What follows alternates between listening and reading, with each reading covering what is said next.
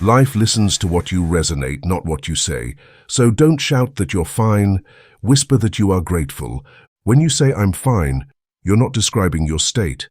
You're defending it. You're building walls where bridges should be. You're choosing the comfort of lies over the difficulty of truth.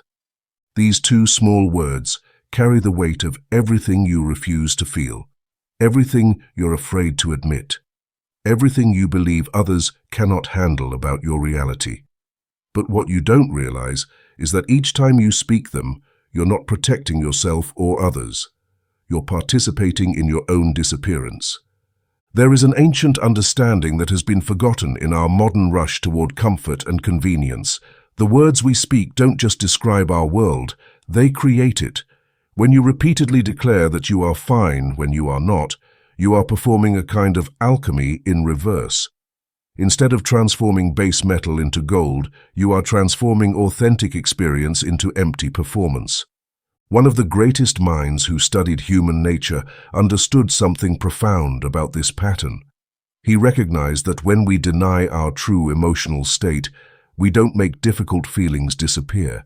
We simply relocate them. They move from where we can see and handle them into the hidden corners of our mind, where they grow in darkness and power. This is not about being dramatic or wearing your heart on your sleeve. This is about understanding that your internal honesty is the foundation upon which authentic life is built. When that foundation is compromised by the habit of saying, "I'm fine," when you're not, everything you build upon it becomes unstable. Consider the paradox. You say, "I'm fine," to protect others from your burden, but in doing so, you rob them of the opportunity to know you. You say, "I'm fine," to protect yourself from vulnerability, but in doing so, you guarantee your own isolation. You say, "I'm fine," to maintain control, but in doing so, you surrender the very thing you're trying to protect. What happens in the space between your true feeling and the words, "I'm fine," is where authentic life goes to die. In that gap, real connection becomes impossible. Genuine intimacy becomes a performance. Love becomes a transaction based on the false premise that you are something other than what you actually are. But there is something else happening in that space, something more sinister and far-reaching than simple emotional dishonesty. When you habitually say, "I'm fine," while experiencing something else, you train your nervous system to distrust your own internal signals. You teach your body that its communications are not valid, that its wisdom is not welcome, that its truth is not acceptable. Over time, this creates a profound disconnection from your own experience. You begin to lose the ability to accurately assess your own emotional state. The signals become muted, confused, unreliable. You find yourself saying, "I'm fine," not just to others, but to yourself, even when some part of you knows it isn't true. This is how people become strangers to themselves. This is how authentic life slowly leaks away through the seemingly innocent phrase that promises everything is acceptable when nothing feels right.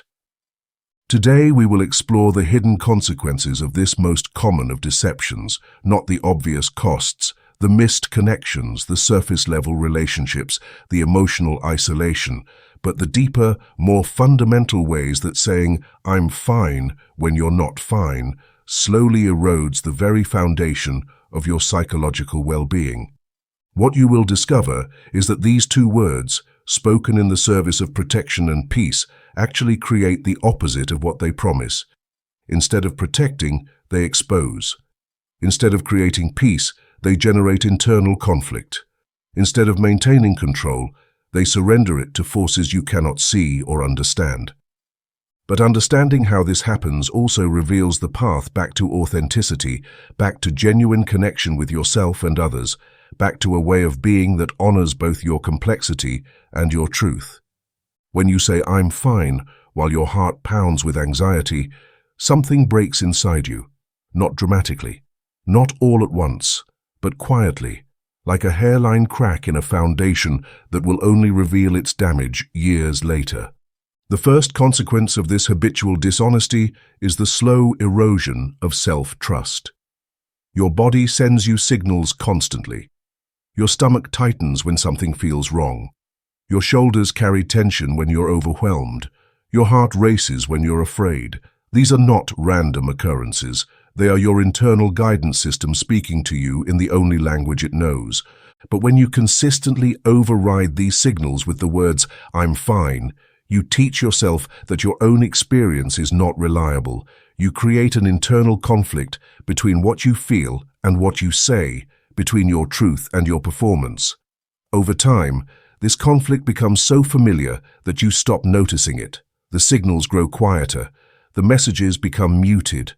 This is how people lose the ability to know what they actually feel. This is how you become a stranger to your own emotional landscape. When someone asks how you are, you genuinely don't know because you've trained yourself not to listen to the very system designed to give you that information. The wisdom of the body becomes foreign territory. The intelligence of emotion becomes an unknown language.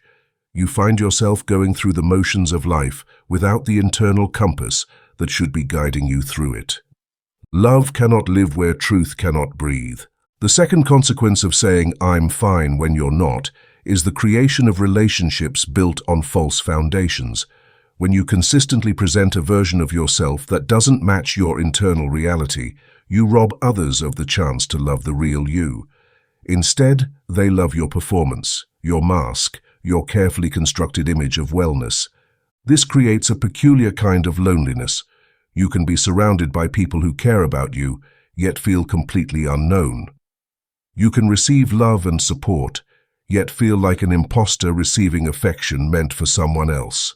The love you receive feels hollow because it's directed toward a fiction you've created rather than the reality you're living. But there's another layer to this consequence. When you train others to accept "I'm fine" as a complete answer, you teach them that depth is not welcome in your relationship. You signal that difficult emotions are not acceptable topics of conversation. You create a culture of surface-level interaction where everyone performs wellness and no one experiences genuine connection. The people who love you learn to stop asking real questions.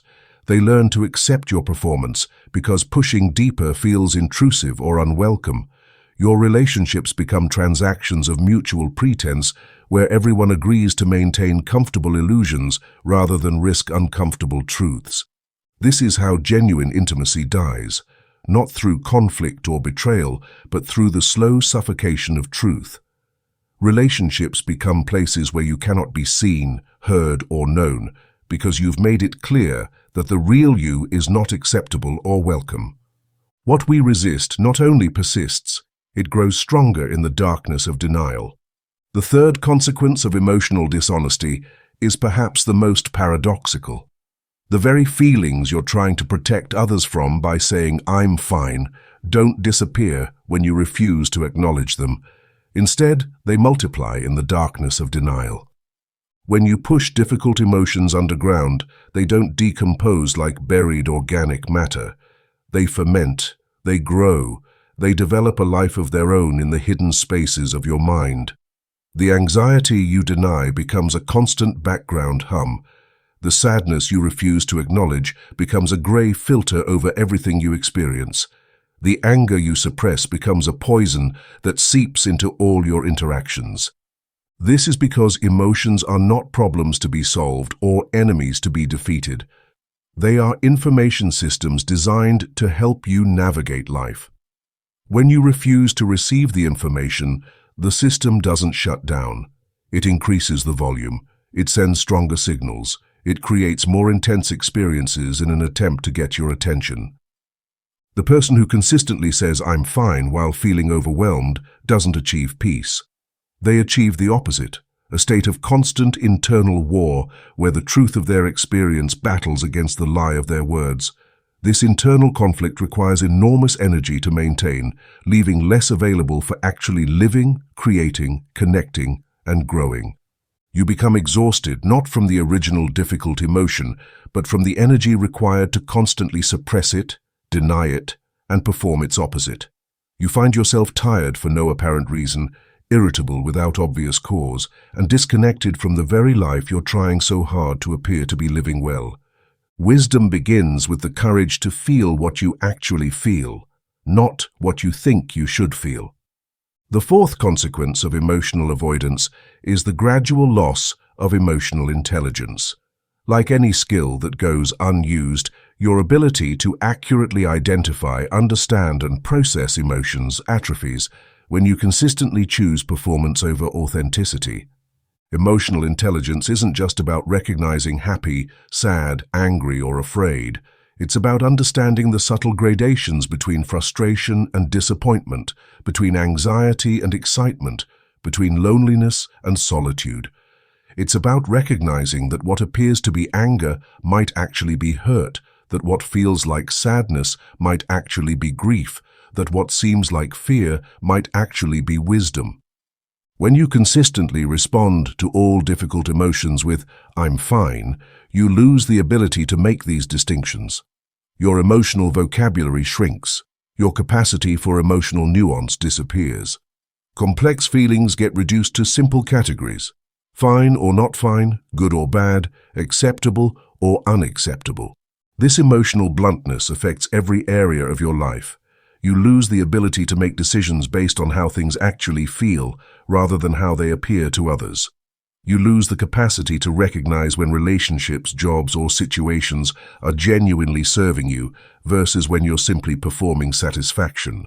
You also lose the ability to help others navigate their own emotional complexity. When you're disconnected from your own emotional landscape, you can't serve as a guide for others in theirs. Your capacity for empathy, compassion, and genuine support diminishes because you're operating from a place of emotional numbness rather than emotional fluency. The cage you build to protect yourself becomes the prison that contains you. The fifth consequence of habitual emotional dishonesty is perhaps the most tragic: the gradual imprisonment of your authentic self. When you consistently choose performance over truth, you don't just hide who you are from others, you begin to forget who you are yourself. Your authentic self doesn't disappear when you stop expressing it. It gets locked away, like a part of you that's under house arrest. It continues to exist, but it has no voice, no freedom of expression, no ability to influence the direction of your life. Meanwhile, the performing self takes over more and more territory, making decisions, forming relationships, and creating a life that serves the image rather than the reality. Over time, you may find yourself living a life that looks successful from the outside but feels empty from the inside. You may achieve things that don't bring satisfaction, maintain relationships that don't bring connection, and pursue goals that don't bring fulfillment. This happens because the part of you that knows what you actually want, need, and value has been silenced by the part of you that knows what others expect, accept, and approve of. The authentic self doesn't just contain your problems and pain, it also contains your deepest wisdom, your truest desires, your most genuine expressions of creativity and love. When you lock it away to maintain the illusion that you're fine, you don't just hide your struggles, you hide your gifts. This is why people who seem to have everything can feel like they have nothing. This is why external success can coexist with internal emptiness. The life being lived belongs to the performance, not to the person. The achievements, relationships, and experiences are real, but they're not connected to the authentic self that could actually enjoy and appreciate them. Truth delayed becomes truth denied, and truth denied becomes reality distorted. The sixth consequence of emotional dishonesty extends beyond your internal world into your perception of reality itself. When you consistently deny your own emotional truth, you don't just lose touch with your feelings, you lose touch with your capacity to perceive situations accurately. Emotions are not obstacles to clear thinking. They are sources of information about reality. Fear tells you when something might be dangerous. Anger tells you when boundaries have been crossed. Sadness tells you when something valuable has been lost. Joy tells you when something meaningful has been found. When you disconnect from these information sources by consistently claiming to be fine, you lose access to crucial data about the world around you.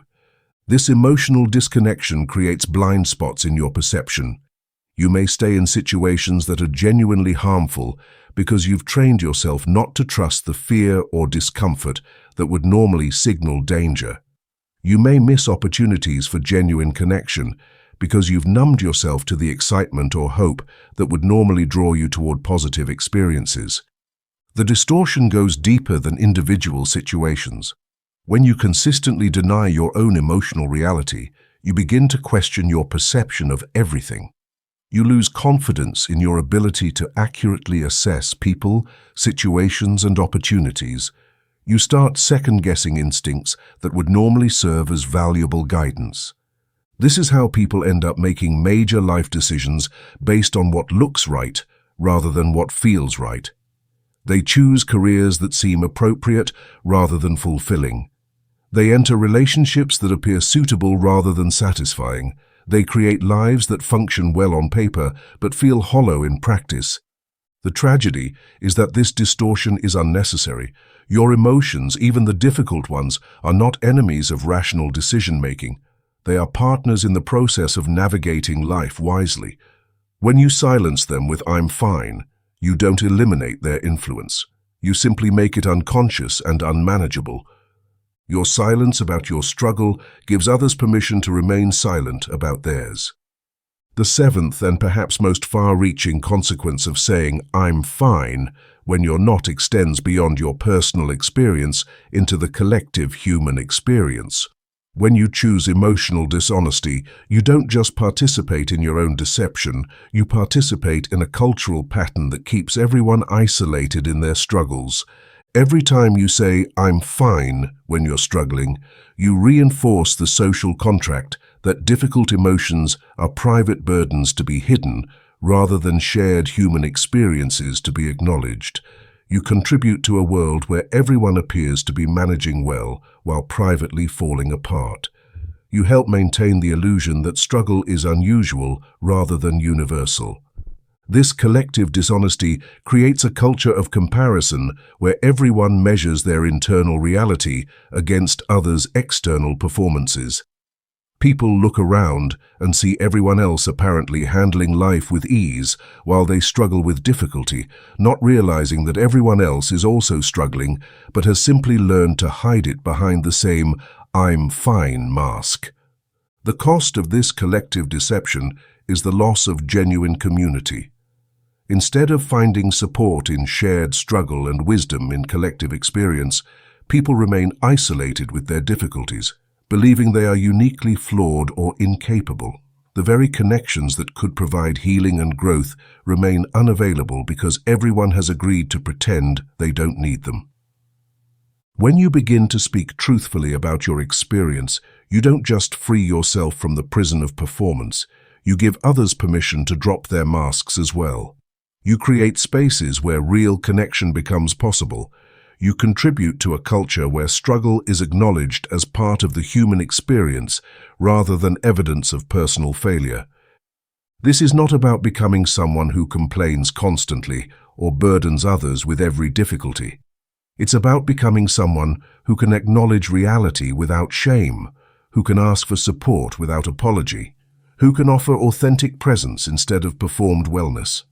The way out is through, the way back is in, the way forward is honest.